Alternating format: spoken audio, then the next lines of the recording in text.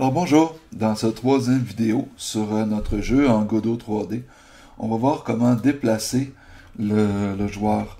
Alors en utilisant les flèches, les 4 flèches du clavier, on va voir comment déplacer notre joueur dans notre environnement. Alors comment on va faire ça? C'est en travaillant sur un script. Alors ici, pour ajouter le script, j'ai ajouté le script à mon joueur ici. On se rappelle, il s'appelait Pitbull. J'ai cliqué en haut ici pour ajouter un script.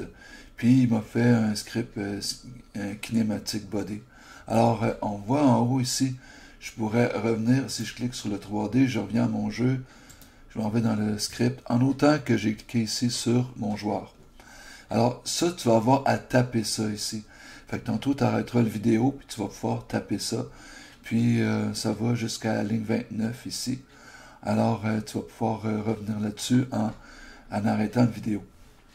Je t'explique ça pendant environ 5 minutes, un peu, ce que ce programme-là veut faire. En premier, ça dit que on va travailler sur la vitesse de quelque chose. Donc, cette vitesse, ça va varier. Fait que la vitesse, je l'ai appelée la variable vélocité. Ici, on programme en anglais, parce que je m'inspire des vidéos qui sont en anglais. Ici, ça dit que la vitesse va aller dans 3 directions. Si je regarde ici, on pourrait avoir la vitesse qui s'en va vers l'axe des X qui est en rouge, l'axe des Z qui est en bleu ici, ou l'axe des Y qui est vers le haut. Mais ici, ma boule, elle va se déplacer juste sur cette surface-là. Donc, je vais avoir besoin du déplacement en X puis en Z ici.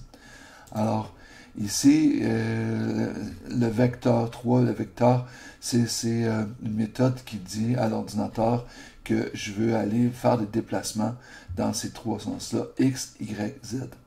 Après ça, je vais revenir tantôt pour la constante de vitesse. Il faut que tu appelles une fonction qui dit qu'on va faire des changements en physique. Fait qu'ici, les changements physiques, c'est des changements de déplacement de choses, de déformation de choses. Alors ici, input, ça veut dire que va voir si quelqu'un a tapé quelque chose sur le clavier. Fait que s'il y a un événement qui est arrivé, il y a une touche qui a été pressée, qui est la flèche de droite, et qu'en même temps, la personne elle a fait la flèche de gauche, mais elle n'a fait rien. Si les deux sont en même temps. Mais si la personne a juste pressé la flèche de droite, ben là, ajoute la vitesse à ma direction X, qui était la flèche rouge de tantôt, de vélocité. Puis dans l'autre sens, le signe moins ici veut dire dans l'autre sens, si la personne a pesé sur sa flèche de gauche. Sinon, le L, ceci veut dire sinon, ben là ici, on va ramener la vélocité à 0. J'aurais pu juste dire 0 ici, puis ça aurait fonctionné quand même. Par exemple, si j'efface ça ici, je vais le garder en mémoire.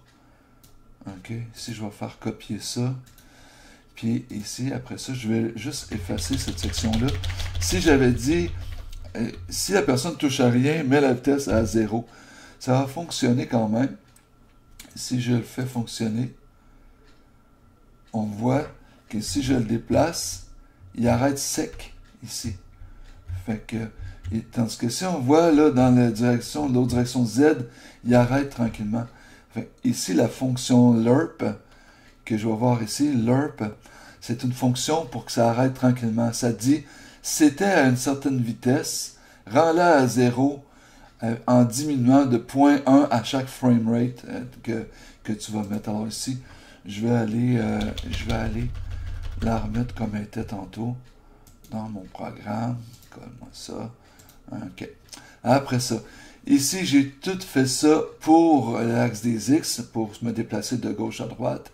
Je fais un copier-coller pour faire ça, pour monter ou descendre avec les 2 flèches monter-descendre, puis pour la direction de Z ici.